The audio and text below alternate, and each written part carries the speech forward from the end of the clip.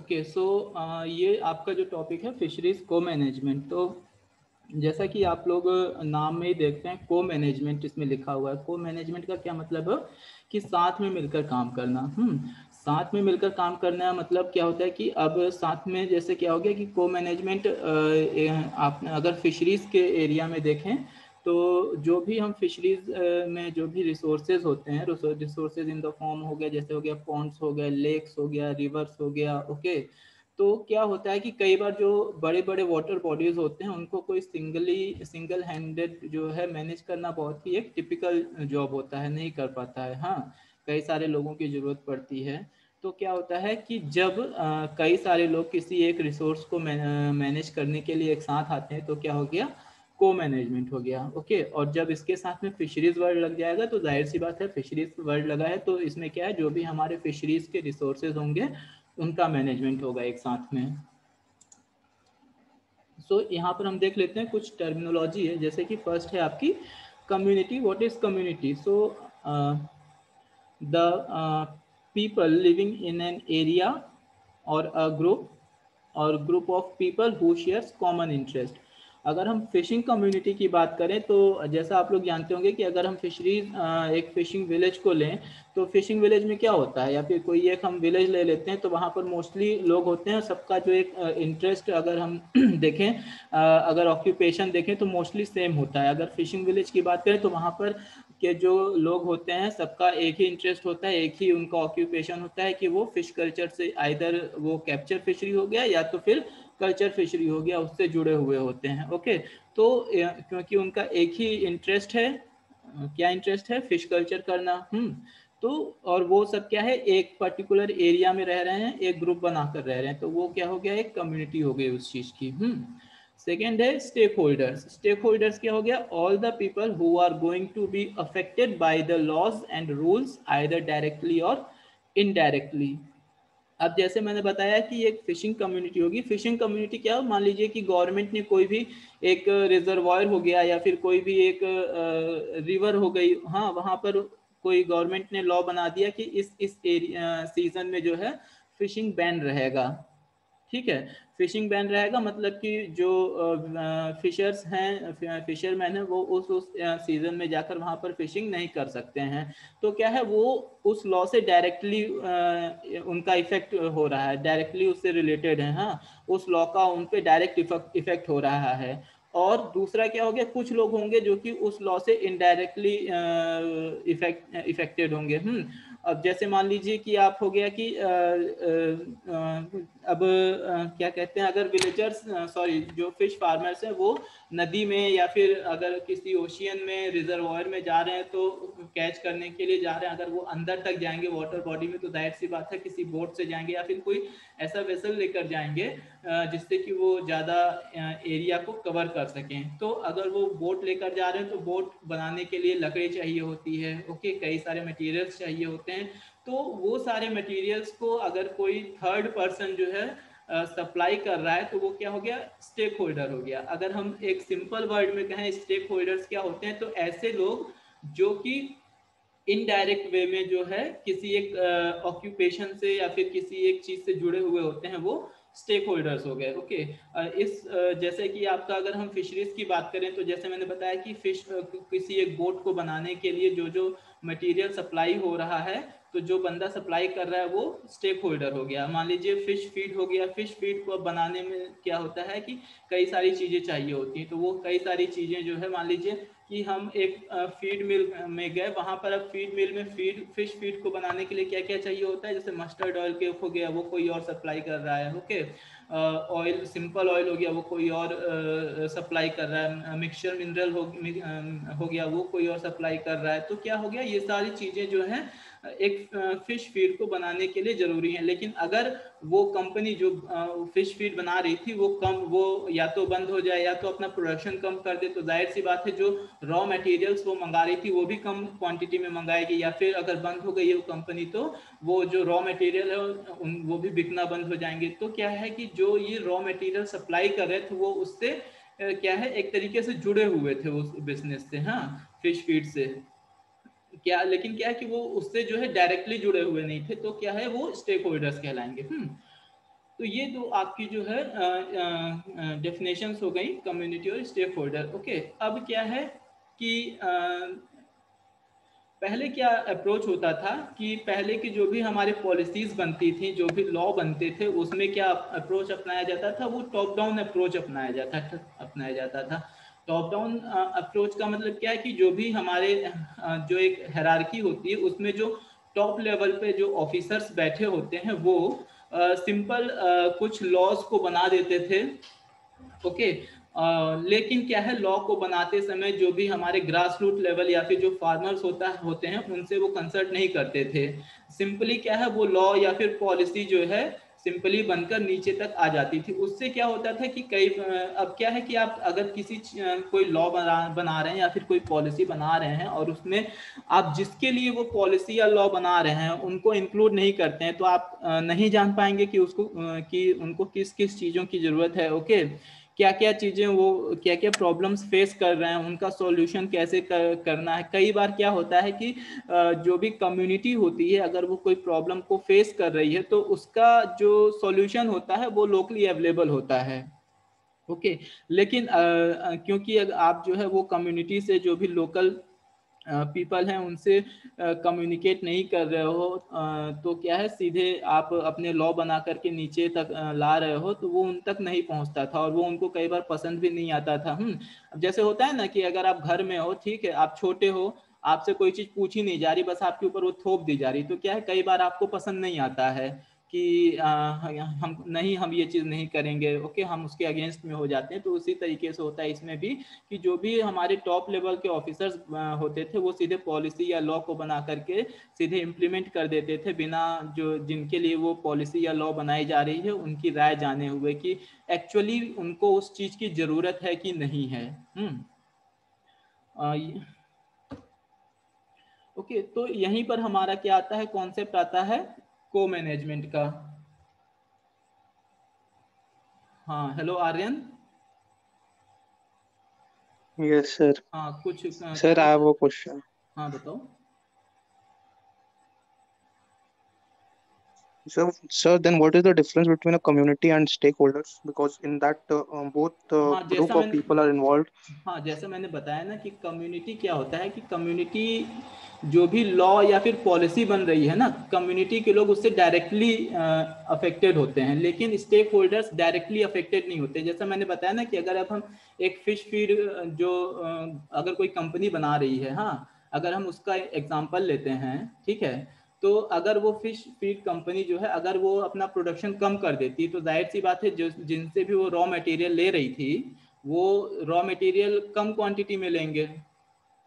Okay, तो क्या हुआ कि वो जो जो रॉ मटेरियल सप्लाई कर रहे थे वो उससे डायरेक्टली जुड़े हुए नहीं थे, जो भी फिश फीड है, ठीक है।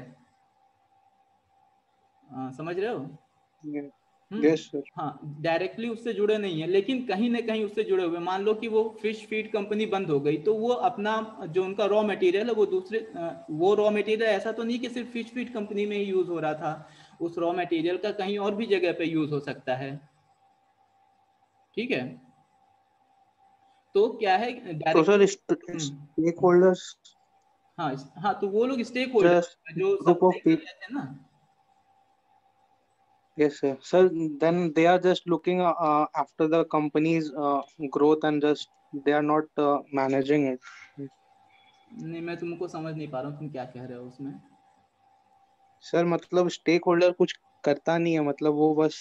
नहीं नहीं, ऐसा नहीं कि कुछ करता नहीं, बस ये है कि वो जो भी बिजनेस है, ठीक है, जैसे मान लो अगर फिशरी फील्ड में ले लें, ठीक है, जैसे मैंने एक सेकेंड ऑप्शन तुमको मैंने एक सेकेंड वो बताया था, एग्जांपल बताया था कि मान लो कि जैसे एक बोट है, हाँ, बोट से जो फिश फार्मर है वो तो डायरेक्टली वो उससे जुड़ा हुआ है, फिशरी जो भी फिशरी हमारा उसका जो ऑक्यूपेशन है, ठीक है। लेकिन एक बोट को बनाने में जो जो चीज़ें चाहिए होती हैं, लकड़ी चाहिए होती है, कील चाहिए होती हैं, ठीक है, उस चीज वो सब चीज़ों को जो सप्लाई करता है वो फिशरी ऑक्यूपेशन से डायरेक्टली जुड़ा हुआ नहीं है, ठीक है। वो जो लकड़ी है वो कहीं घर बनाने में भी यूज हो सकती है, समझ रहे हो ना। वो कई सारी चीजों से जुड़ा हुआ है, लेकिन जो हमारा फिशरमैन है वो तो सिर्फ फिशरी ऑक्यूपेशन से ही जुड़ा है ना।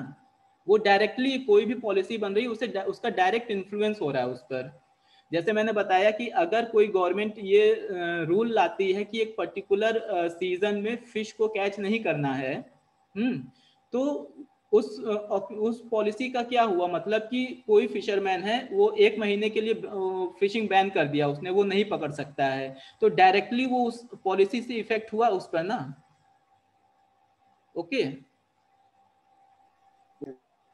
हेलो आर्यन।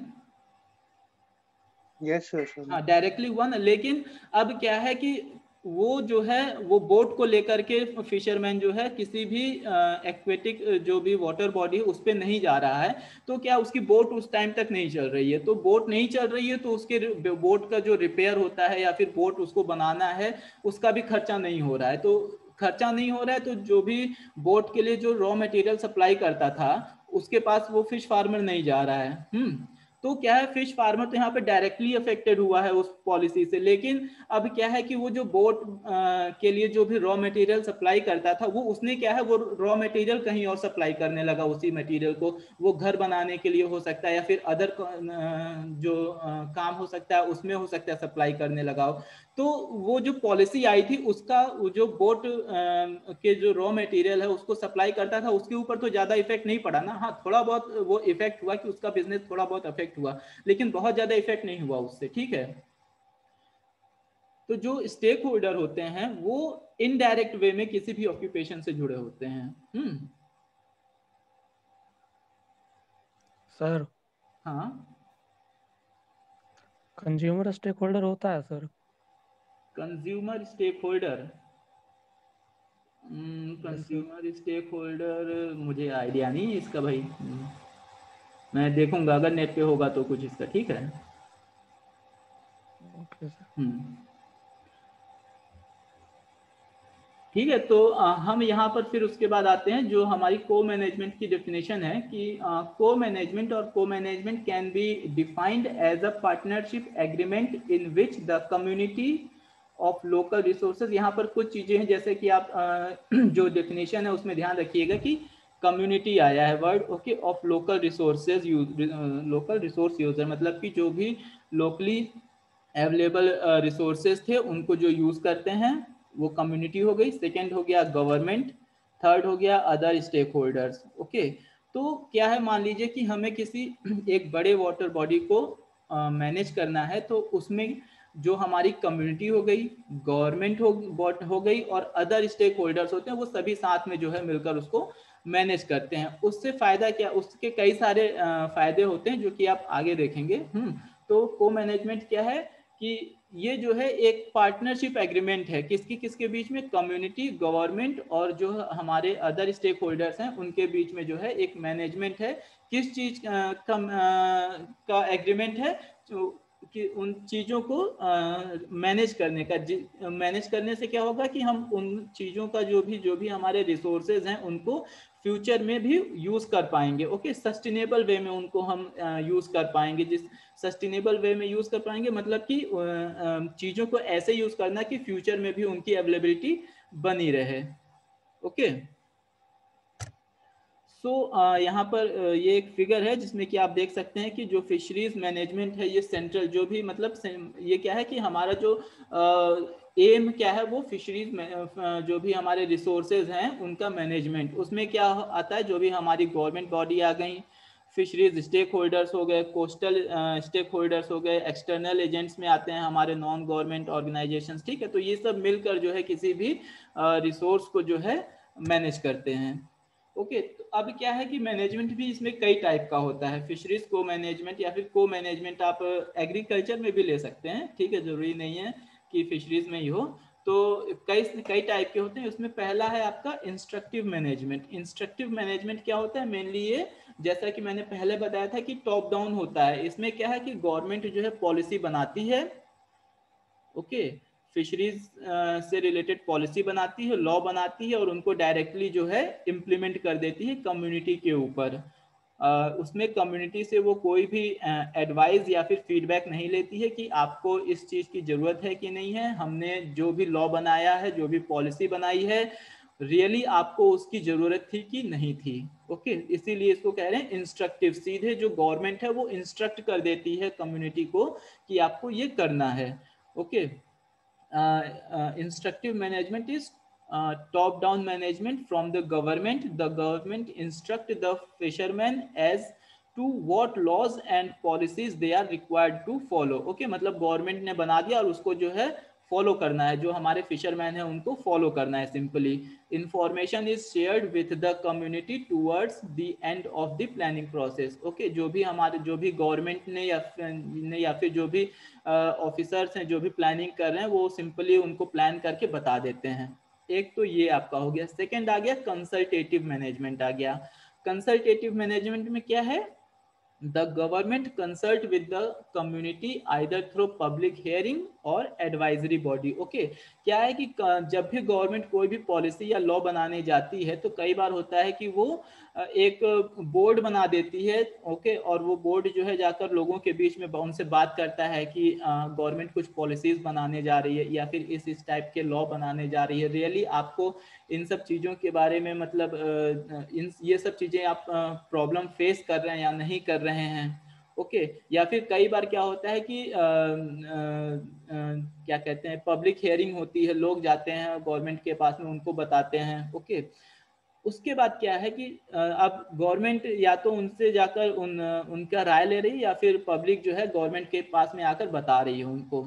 ये स्टेप हो गया। उसके बाद क्या है, the government is not required to implement any of the suggestion. लेकिन क्या है कि गवर्नमेंट मानने इसके लिए कोई बाध्य नहीं होती है कि जो भी कम्युनिटी ने उनको बोला है वो उसको फॉलो ही करे, जरूरी नहीं है। अगर गवर्नमेंट को लगता है कि हम ये फॉलो नहीं मतलब या कि जो भी कम्युनिटी है वो उसको इस चीज़ की जरूरत नहीं है तो गवर्नमेंट उससे रिलेटेड कोई भी पॉलिसी जो है नहीं बनाती है, सिर्फ वो कंसल्ट करती है। लेकिन कंसल्ट करने के बाद में भी गवर्नमेंट अगर चाहे तो उसको ना माने। ओके, नेक्स्ट आता है कोऑपरेटिव मैनेजमेंट।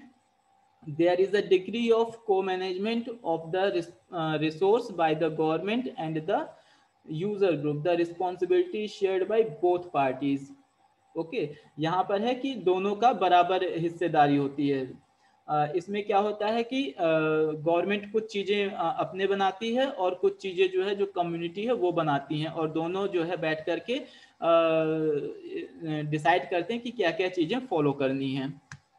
सेकेंड आता है एडवाइजरी मैनेजमेंट। ओके, अब यहाँ पर आप देखेंगे कि ऊपर से हम जब नीचे आ रहे हैं, जैसे इंस्ट्रक्टिव मैनेजमेंट था उसमें क्या था कि पूरा रोल गवर्नमेंट का ही था, गवर्नमेंट ही पॉलिसीज बना रही थी, गवर्नमेंट ही लॉ बना रही थी और उनको क्या है सीधे नीचे इम्प्लीमेंट कर दे रही थी। जो भी हमारी कम्युनिटी है या फिर जो भी हमारे उस पॉलिसी या लॉ से इफेक्ट होने जा रहे हैं उनका ज़्यादा रोल नहीं होता था।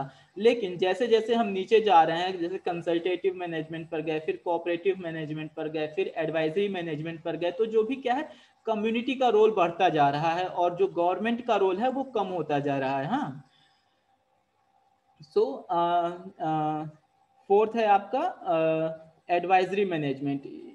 User decide what decision should be made and advise the government as such. The government then endorse the decision। मतलब क्या है, अब यहाँ पर क्या है कि जो हमारी कम्युनिटी है उसका ज़्यादा रोल हो गया है, वो सारे डिसीजन ले रही है, वही लॉ बना रही है, वही पॉलिसी बना रही है, और बनाने के बाद में क्या है वो गवर्नमेंट को कम्युनिकेट कर रही है, और यहाँ पर गवर्नमेंट उस चीज़ के लिए बाध्य है कि उसको वो चीज़ माननी ही है। ओके, जो भी लॉ और पॉलिसीज कम्युनिटी बना रही है गवर्नमेंट उसको इम्प्लीमेंट करती ही करती है। सेकेंड आपका नेक्स्ट आता है informative management. The user group makes all the decision and inform the government once they have decided. Okay, इससे पहले आपने एडवाइजरी में देखा था कि जो कम्युनिटी थी वो लॉ को या फिर जो भी पॉलिसी होती है उनको बनाकर गवर्नमेंट को देती थी और गवर्नमेंट फिर उनको इम्प्लीमेंट करती थी। लेकिन जो आपका इंफॉर्मेटिव मैनेजमेंट है इसमें क्या है, जो कम्युनिटी है वो बना भी रही है और उसको इम्प्लीमेंट भी कर रही है। गवर्नमेंट का क्या क्या रोल है इसमें, सिर्फ गवर्नमेंट को इन्फॉर्म कर रही है कि हम ये चीज करने जा रहे हैं। ओके, यहाँ पर आप एक फिगर भी देख सकते हैं, जैसे कि मैंने बताया था कि जैसे जैसे हम नीचे जा रहे हैं क्या है कम्युनिटी का रोल बढ़ रहा है। तो यहाँ पर आप देखेंगे कि जिसका जहाँ जितना रोल है वहाँ पर उसको उस हिसाब से जो है डिवाइड किया गया है। नेक्स्ट आता है आपका एडवांटेजेस। अब क्या है एडवांटेजेस है, उसमें क्या आता है, फर्स्ट डेमोक्रेटिक एंड पार्टिसिपेटरी। हाँ Aryan. Sir, then what is the role of the stakeholders in consultative manner? Consultative manner, एक मिनट।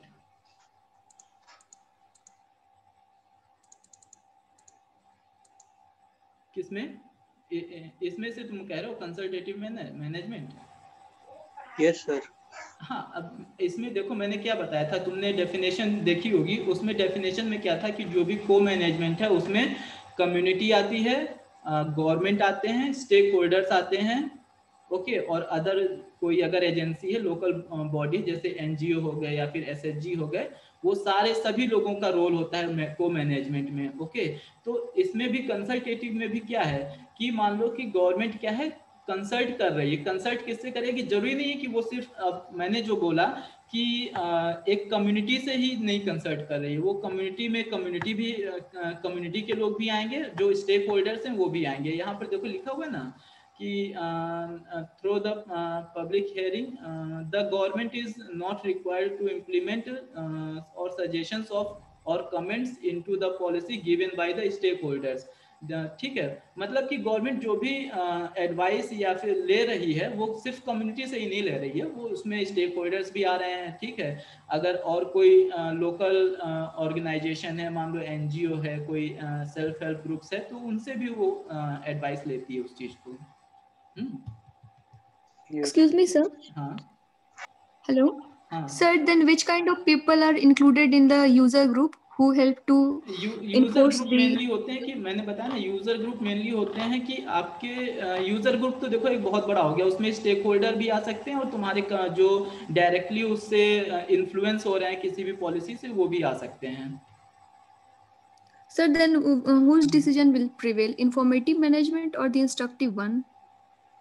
आप नहीं समझे बात, मैंने क्या बताया कि आप इंस्ट्रक्टिव है पहला, ठीक है। इंस्ट्रक्टिव में क्या है, कौन कौन डिसीजन ले रहा है, गवर्नमेंट डिसीजन ले रही है पूरे, सिर्फ वो जो भी कम्युनिटी है या फिर जो स्टेक होल्डर्स हैं या फिर जो भी हमारे लोकल ऑर्गेनाइजेशन है, उनको सिर्फ इंस्ट्रक्ट बता रही है, इन्फॉर्म कर रही है कि हमने ये पॉलिसी बनाई है, ये लॉ बनाई है और आपको ये मानना ही है। ठीक है।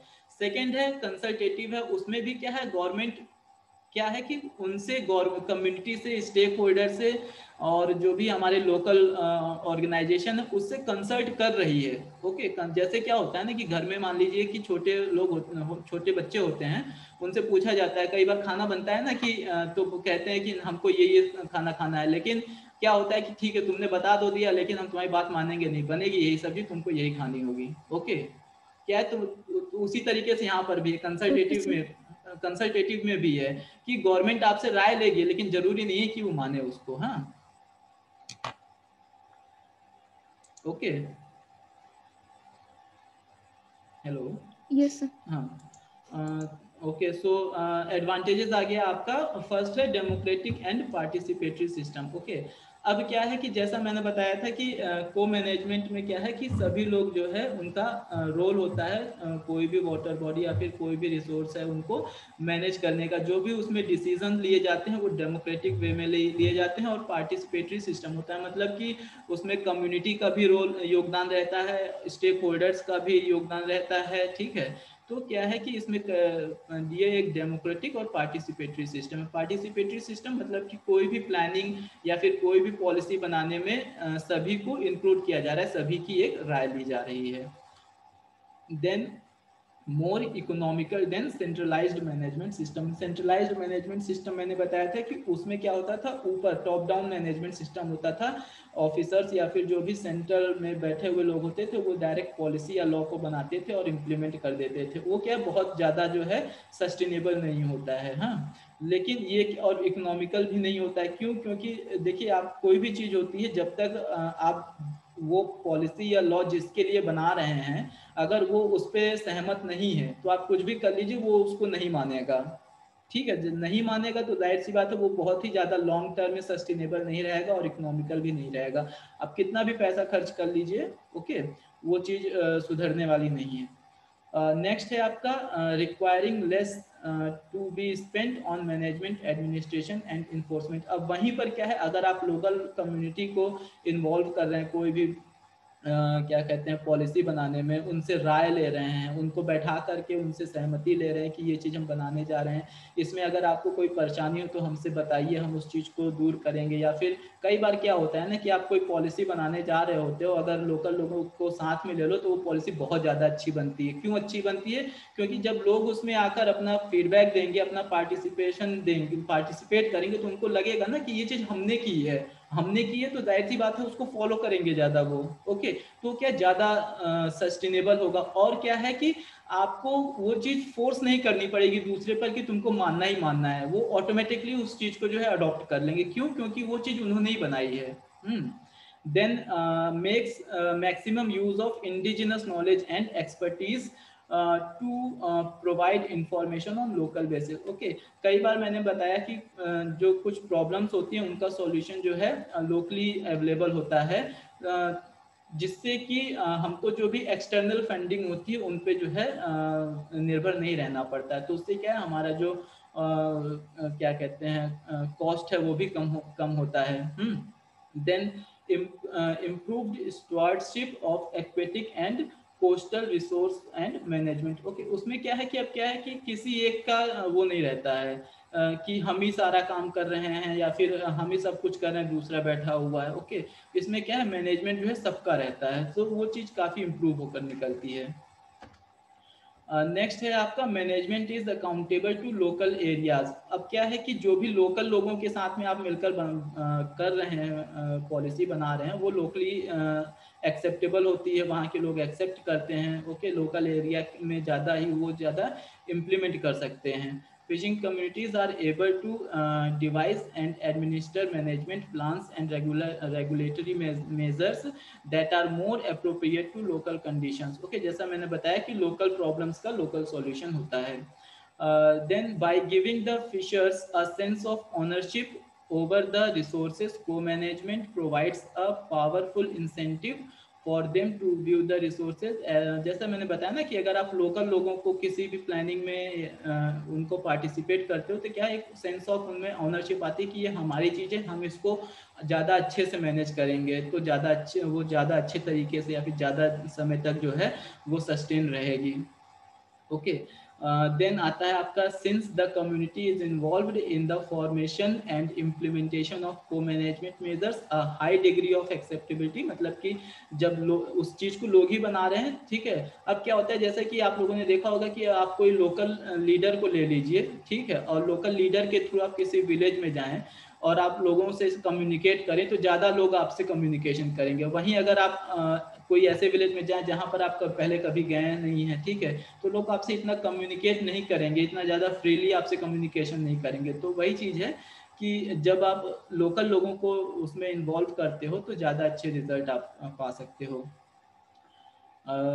देन उसमें नेक्स्ट आता है आपका डिसएडवांटेज। अब क्या है, एडवांटेज के साथ साथ कुछ डिसएडवांटेजेस भी हैं। इट में not be sustainable for every fishing community. अब क्या है कि हर फिशिंग कम्युनिटी में हो सकता है कि ये लागू ना हो।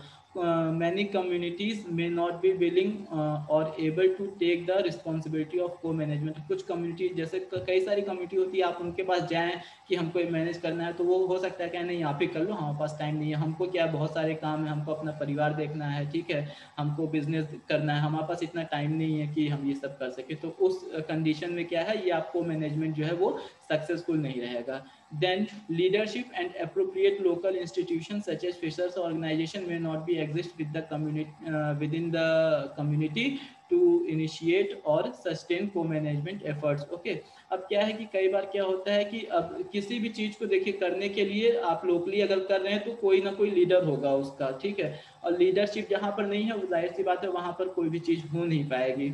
अगर कोई भी लोकल लीडर अवेलेबल नहीं है तो क्या होता है वहाँ पर एक कुछ खाली रहता है, ठीक है। लोग अब क्या होता है, कई बार होता है ना कि लोग अपने से आगे नहीं आते हैं जब तक कि उनको कोई कुछ मतलब क्या वो उनको कोई प्रोत्साहन नहीं देता है किसी काम को करने के लिए। तो इसी तरीके से अगर कहीं पर कोई लीडरशिप की कमी है तो भी जो है जो को मैनेजमेंट है वो इतना सक्सेसफुल नहीं रहता है। Then in the short run there are high initial investment. अब क्या है कि जब भी आप को मैनेजमेंट शुरू करने जाते हैं ना, तो स्टार्टिंग में क्या है कि ज़्यादा आपको समय देना पड़ता है, हाँ, ज़्यादा हो सकता है फाइनेंशियल रिसोर्सेज का यूज़ करना पड़े, ज़्यादा ह्यूमन रिसोर्सेज का यूज़ करना पड़े। तो जैसा कि मैंने बताया कि कई बार होता है लोगों के पास टाइम नहीं होता है, पैसे नहीं होते हैं, तो उस वजह से भी लोग जो है को मैनेजमेंट में जो है अपना जो उनका हेल्प होता है वो नहीं कर पाते हैं। ओके, नेक्स्ट आता है the risk involved in changing fisheries management total allowable catch और कैच पर यूनिट एफर्ट। क्या होता है ना कि मान लीजिए आपने एक रूल बना दिया कि टोटल अलाउेबल कैच, मतलब कि आपको जो है एक वाटर बॉडी से आप इतना ही फिश पकड़ सकते हो, उससे ज़्यादा नहीं पकड़ सकते। या फिर कैच पर यूनिट एफर्ट, क्या कि एक बार आप कैच में जो है इससे ज़्यादा फिश को नहीं ले सकते हो। तो क्या जो भी छोटे फिश फार्मर होंगे उनके लिए तो, या फिर फिशरमैन होंगे उनके लिए तो प्रॉब्लम हो जाएगी ना। वो तो क्या होता है कि उनका क्या होता है कि हम एक बार में जाके जितनी ज़्यादा से ज़्यादा मछली हो सके उतनी ले आए, जिससे कि हम उसको फिर मार्केट में बेच करके जो है उससे ज़्यादा से ज़्यादा इनकम ले सकें। लेकिन आपने अगर वो एक लिमिट बांध दिया तो वो क्या होगा कि उससे ज़्यादा नहीं ला पाएंगे। तो ऐसी कंडीशन में क्या है वो को मैनेजमेंट जो है आपका जो भी आप पॉलिसी बना रहे हो उसमें साथ नहीं देंगे उसमें, ठीक है। Then unease of political leaders and government officers to share power, मतलब क्या कई बार होता है ना कि पॉलिटिकल लीडर्स होते हैं वो होता है कि अगर हम इनको लोकल लीडर्स को भी जो है इन्वॉल्व करेंगे तो हमारी जो पावर है वो हमसे छिन जाएगी, वो उनके पास चली जाएगी। तो वो भी कई बार जो होते हैं जो आपका को मैनेजमेंट होता है उसमें जो है इतना हेल्प नहीं करते हैं। Thank you. ये आपका था। एक दो क्लास होगी वो जो है रूपम सर लेंगे, मैं उसके लिए आपको पहले जो है इन्फॉर्म कर दिया जाएगा। Thank you so much. हाँ आर्यन, कोई क्वेश्चन है फिर से? Yes sir. हाँ बताओ। सर आप बोले ना कि ये सिस्टम सस्टेनेबल है, हाँ तो sir how can the system be sustainable when the top down managements while taking decision they can be biased towards any community or stakeholders? मैंने क्या बताया, मैं ये जो सस्टेनेबल वाला वर्ड यूज किया मैंने एडवांटेज में यूज किया है को मैनेजमेंट की एडवांटेज। को मैनेजमेंट क्या है, जहां पर कि सारी गवर्नमेंट स्टेक होल्डर्स और कम्युनिटी साथ में मिलकर काम कर रही है, उसके लिए मैंने यूज किया। मैंने टॉप डाउन के लिए मैं यूज नहीं किया। Okay okay sir, thank you. Yes. और कोई क्वेश्चन?